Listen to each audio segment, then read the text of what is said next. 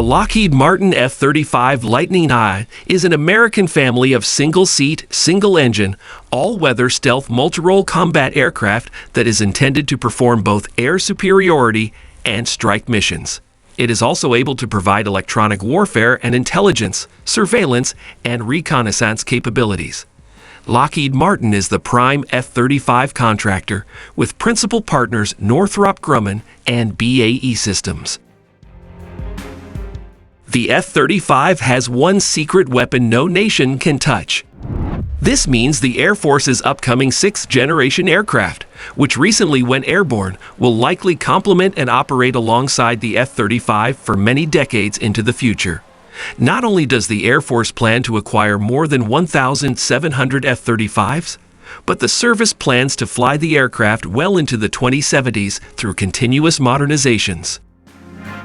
Many anticipated breakthrough technologies are expected to be software-reliant, computer-based, or related to advanced sensing and AI, therefore allowing a jet like the F-35 to bound forward in performance without needing a new airframe configuration. Lockheed engineers built the F-35 with this idea in mind. It was technically configured to be upgradable for decades. This is why the Lockheed F-35 may cost over $1 trillion. The Lockheed F-35 is one of the most advanced military jet aircraft in the world. Nicknamed Fat Amy in some quarters, the F-35 first flew in December 2006 and is now in service with various air arms such as the United Kingdom, and of course the United States with the Marines, Navy, and Air Force.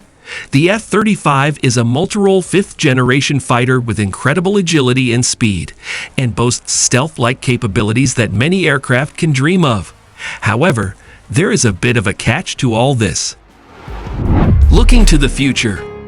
The intention is to eventually produce some 3,200 aircraft for the Royal Canadian Air Force, with the F-35 already operating with 9 nations and out of 24 bases worldwide.